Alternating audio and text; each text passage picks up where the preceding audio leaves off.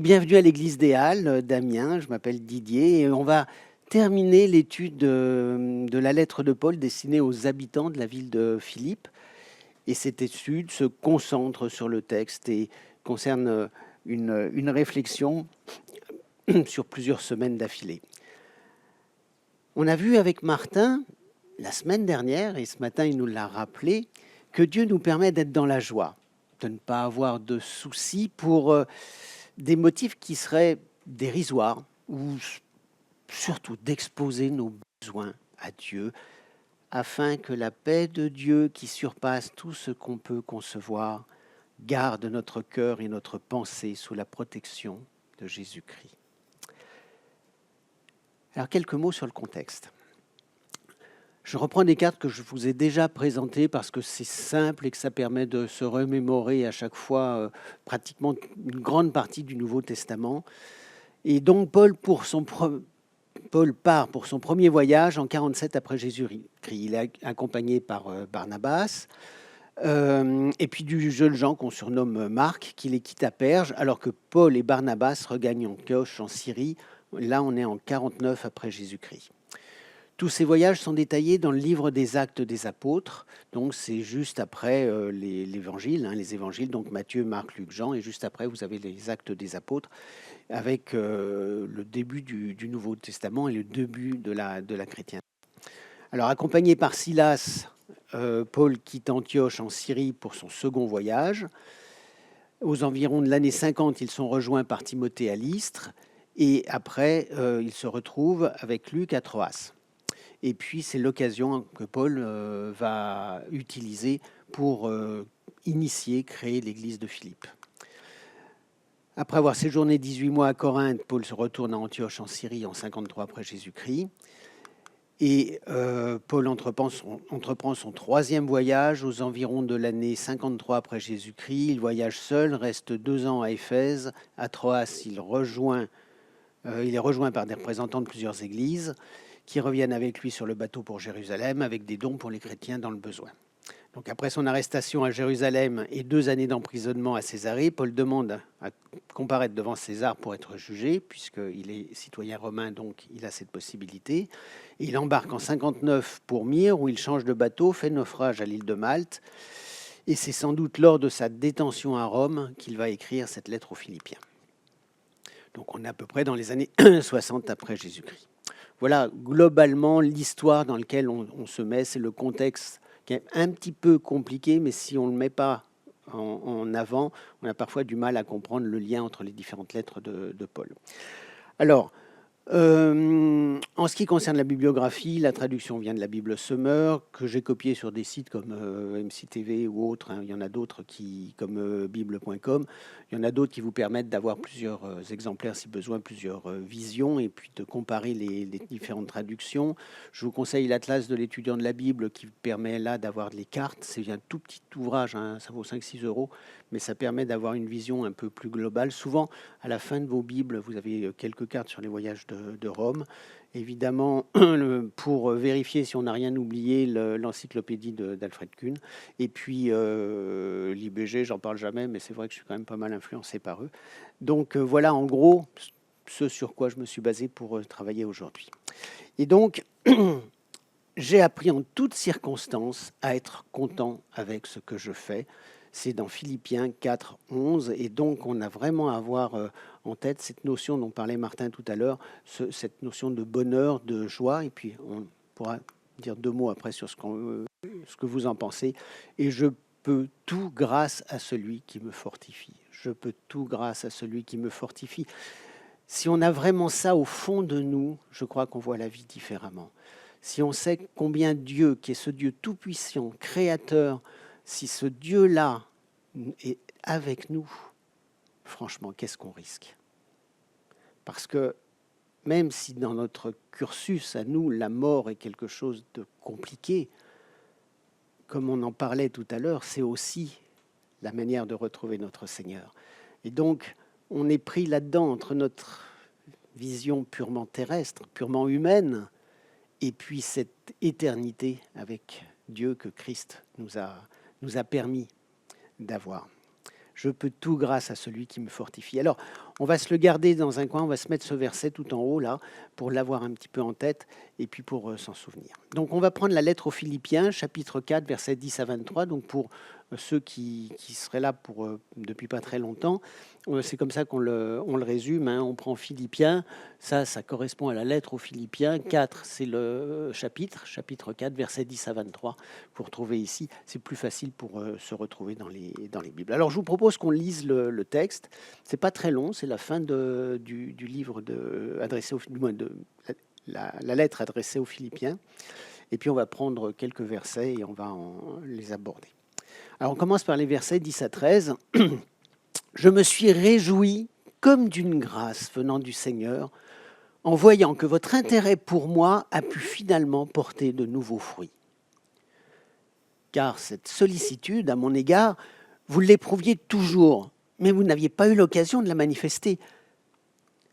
Ce n'est pas le besoin qui me fait parler, car j'ai appris en toutes circonstances à être content avec ce que j'ai. Je sais vivre dans le dénouement. Je sais aussi vivre dans l'abondance. C'est le secret que j'ai appris.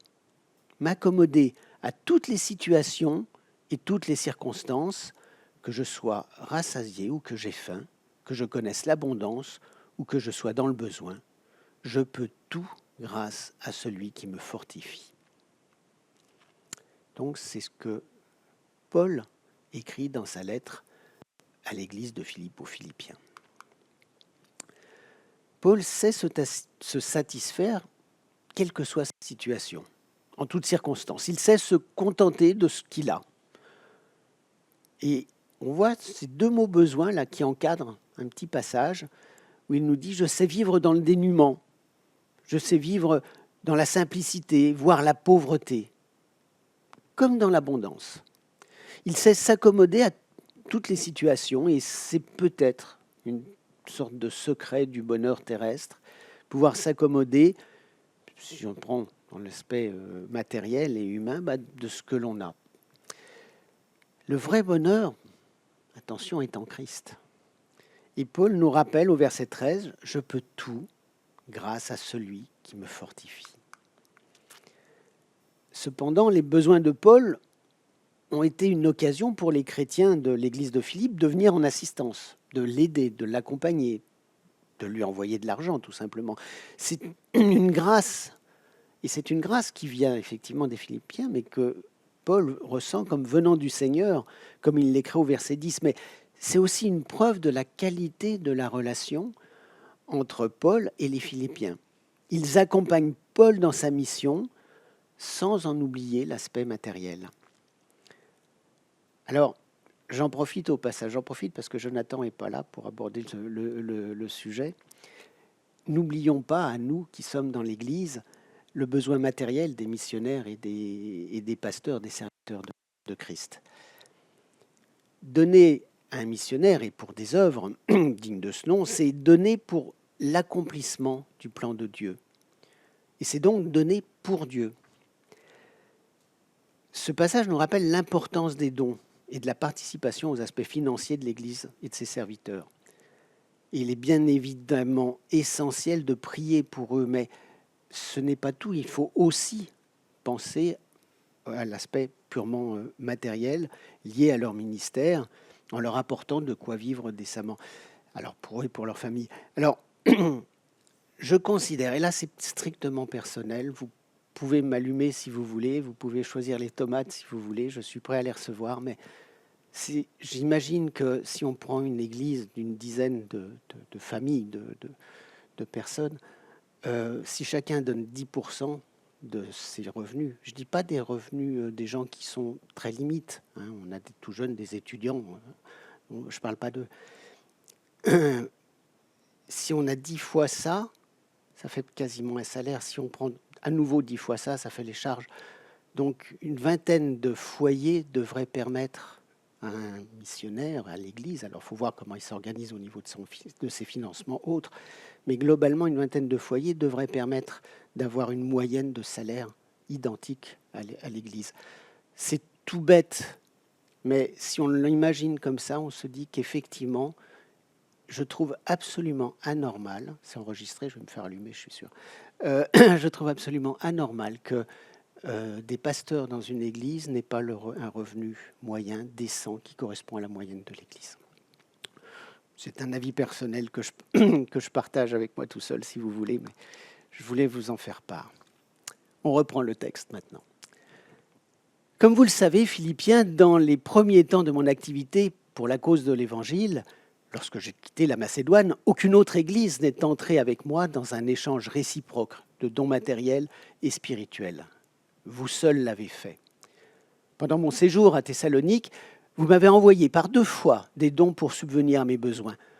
Ce n'est pas que je tienne à recevoir des dons. Ce qui m'intéresse, ce n'est qu'un plus grand nombre de fruits soit porté à votre actif. J'atteste par cette lettre avoir reçu tous vos dons, et je suis dans l'abondance, depuis qu'Épaphrodite me les a remis. Je suis comblé. Ils ont été pour moi comme le doux parfum d'une offrande agréée par Dieu et qui lui fait plaisir. Aussi mon Dieu subviendra pleinement à tous vos besoins. Il le fera selon sa glorieuse richesse qui se manifeste en Jésus-Christ. À notre Dieu et Père soit la gloire dans tous les siècles. Amen. Et ça peut peut-être paraître un peu surprenant à notre époque, une sorte d'échange, don spirituel contre don matériel. Et il semble que seule l'Église de Philippe se soit engagée dans cette réciprocité. L'apôtre Paul travaillait à la transmission de l'Évangile aux Philippiens, et ceci leur donnait de quoi vivre. Lui donnait de quoi vivre. Logique que chacun travaille pour le Seigneur selon ses dons, et que ceux qui profitent, plutôt qui bénéficient du savoir de Paul, lui permettent de vivre décemment par ses dons, et de travailler et d'évangéliser comme il le voulait. On prend les versets 21 à 23. « Saluez tous ceux qui, par leur union avec Jésus-Christ, appartiennent à Dieu. Les frères qui sont ici avec moi vous saluent. Tous ceux qui appartiennent à Dieu vous adressent leurs salutations, et en particulier ceux qui sont au service de l'empereur. Que la grâce du Seigneur Jésus-Christ soit avec vous. » Alors ceux qui sont au service de l'empereur, donc de César, nous donnent une indication sans doute du lieu où a été écrite la lettre. On s'est posé la question, il y a pas mal d'écrits sur le sujet, et en fait, il y a bien d'autres villes dans lesquelles il y a des prisons avec des employés, des soldats de César, mais globalement, il semble que ce soit une des raisons pour lesquelles on a choisi que Paul écrit de Rome lors de son emprisonnement à Rome, et que ceux qui entourent Paul sont à la fois au service de César et chrétiens. J'imagine que la confrontation avec Paul, au bout de quelques jours, voire quelques semaines, doit quand même bouleverser les gens. Il y a dû avoir un grand nombre de conversions autour de lui, donc on peut avoir des gens qui étaient à la fois romains, serviteurs de César et puis chrétiens. Donc il adresse les salutations des chrétiens, en particulier ceux qui travaillent dans la prison, de l'administration à laquelle est confronté Paul. Alors la conclusion, vous inquiétez pas, il y a encore 5 minutes au moins, mais la conclusion de tout ça est peut-être du livre global adressé à Philippe. Qu'est-ce que je retiens de cette lettre aux chrétiens de la ville de Philippe? J'ai appris en toutes circonstances à être content avec ce que j'ai. Je peux tout grâce à celui qui me fortifie. Dans cette lettre, cette épître, Paul veut éviter les divisions, cultiver l'unité pour ne pas se retrouver faible et incapable de résister à la puissance de la tentation, provoquée par une opposition qui est importante. On le voit dans les chapitres 1, 2 et 4. Et donc, le danger qui menaçait l'Église venait aussi d'un groupe de prédicateurs itinérants qui étaient concurrents et qui semblaient avoir encouragé l'observation des rites et de la loi juive comme voie menant à la perfection et à la maturité religieuse. On l'a dans les chapitres 3 et 4. Alors, c'est un point qui est abordé par Paul dans plusieurs endroits, notamment dans sa lettre aux Galates, et il y a un vrai risque de changement de la théologie qui a été proposé par Paul, et il y avait un vrai risque, et dans ce vrai risque, c'était de de revenir sur la loi, de revenir sur ce qu'il y avait avant, ce que Jésus avait modifié, changé, pas pour abolir la loi, mais juste comprendre qu'on ne pouvait pas y arriver. La loi nous permettait juste de réaliser qu'on pouvait faire tout ce qu'on voulait par nous-mêmes, mais jamais on pouvait s'approcher complètement de Dieu, d'où les sacrifices. Et Jésus a apporté vraiment le sacrifice total en montrant que là, maintenant, on avait un lien direct avec Dieu et qu'on pouvait profiter de ce lien avec Dieu grâce à lui. Et beaucoup d'anciens juifs voulaient garder la tradition. Alors, il y avait plusieurs raisons pour cela, mais globalement, ce n'était pas l'enseignement de Jésus. Et il y a eu des tiraillements, il y a eu des divisions dans les églises, et justement, Paul est intervenu plusieurs fois sur ce sujet. La réponse que Paul apporte, c'est profondément théologique. Il encourage les chrétiens à trouver en Christ leur joie, et on l'a vu dans le chapitre 4, avec Martin la semaine dernière, et à nouveau tout à l'heure. Et Paul exhorte les chrétiens à faire attention aux faux docteurs. C'est très clair dans le chapitre 3. Et le thème de l'unité des chrétiens est aussi très présent dans cet épître. On l'a au premier chapitre, le deuxième, le quatrième. Et la division est vraiment un danger. On l'a vu dans notre Église, on a vu dans beaucoup d'Églises que c'est un danger qui guette les Églises et qui risque de s'insinuer entre ces différents membres, comme il est précisé au début du chapitre 4. Et on le voit au tout début du chapitre 4, Paul parle d'Évodie et de Syntyche, qui sont deux femmes qui ont tendance à se quereller. On n'en sait pas trop sur le sujet, mais c'est les premiers versets, et Paul attire notre attention là-dessus en disant attention, c'est un vrai risque. Alors à part ça, moi je retiens deux particularités de cette lettre. C'est une lettre qui est très personnelle. Il y a beaucoup de je. Paul s'exprime clairement. Il dit, je crois qu'il y a plus de 100 je.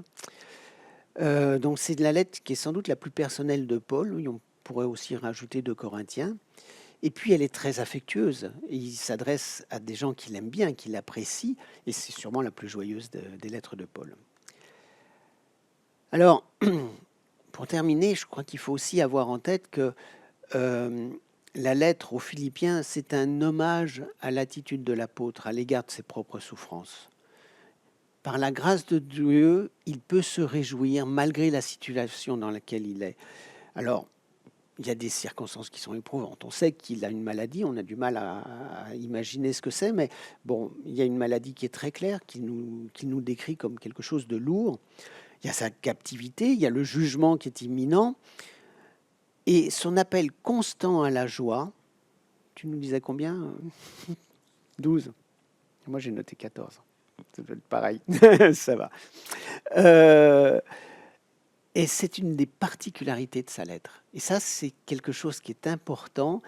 On a un peu tendance à se dire que la Bible, c'est triste, alors que c'est un truc qui est hyper joyeux. Quand on lit la Bible, on sait que Dieu, ce Dieu tout-puissant, est à notre écoute et qu'il nous aide et qu'il nous accompagne. Comment on peut être triste quand on a ça? Je suis le premier à être triste, de temps en temps. Mais il faut vraiment réaliser combien c'est important. Donc, c'est un appel à la joie, et le secret de cette joie est la communion avec le Seigneur, qui est au centre de sa vie, quoi que l'avenir lui réserve, et il sait que l'avenir risque d'être difficile. Alors la question, c'est est-ce qu'on est joyeux? Peut-être que tes soucis te semblent compliqués, même incontournables ou insurmontables, mais est-ce qu'on est heureux de la présence de Dieu dans notre vie? Alors, j'imagine que certains se posent la question face à leur position vis-à-vis du Seigneur. Mais le Seigneur est présent. On n'est pas là par hasard. Si on est là ce matin, s'il y a des gens qui regardent cette vidéo et qui sont en face, ils ne sont pas là par hasard. Il y aurait pu faire plein de choses. Donc, Dieu lui-même a organisé ce moment pour qu'on puisse penser à lui. Est-ce qu'on réalise cette puissance que Dieu peut être dans notre vie? Et je crois que chaque jour, chaque soir peut-être avant de s'endormir, on peut réfléchir à ce qui a contribué dans la journée à notre bonheur. Et il y a des choses simples qu'on voit malheureusement pas dans notre monde, qui est de pouvoir dormir au chaud, d'avoir une maison, de manger à notre faim et tout ça. Et ça, qu'est-ce que le Seigneur a fait pour contribuer à notre bonheur?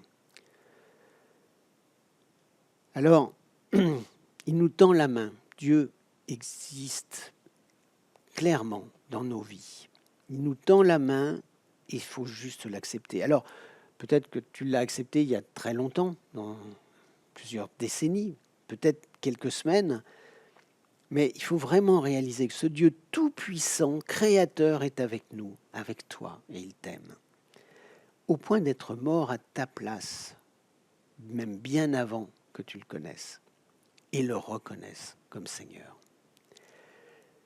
Alors qu'il te bénisse, qu'il te guide. Et je vous propose un petit moment, une minute de réflexion sur le sujet. À quoi ça va nous servir tout ça? En quoi on peut être joyeux dans le Seigneur? Réfléchissons-y, prions peut-être si vous le désirez, puis je terminerai par une courte prière. Seigneur, tu nous offres cette joie, tu nous permets d'être contents, quelles que soient les circonstances, et tu nous fortifies dans toutes les circonstances. C'est une véritable joie, c'est un vrai bonheur que de savoir que tu es avec nous. Et même si parfois il est difficile d'exprimer son enthousiasme, on voudrait juste dire combien c'est merveilleux que tu nous aies aimés à ce point-là, que tu nous aimes encore au point de nous accepter tel que l'on est, au point de mourir à notre place sur la croix et de nous pardonner. Alors Seigneur, je te demande de nous encourager dans cette voie, dans cette joie que tu nous proposes, qu'on réalise combien c'est exceptionnel d'être avec toi, qu'on réalise combien c'est un vrai bonheur et que tu nous offres la chose la plus belle qui existe, c'est cette éternité en ta présence. Merci Seigneur d'aider tous ceux qui sont dans des périodes difficiles, tous ceux pour qui les problèmes sont parfois beaucoup plus complexes qu'ils peuvent l'imaginer ou plus difficiles à résoudre, mais que chacun comprenne combien toi tu es présent et combien les épreuves ne sont que passagères alors que toi tu es éternel. Amen.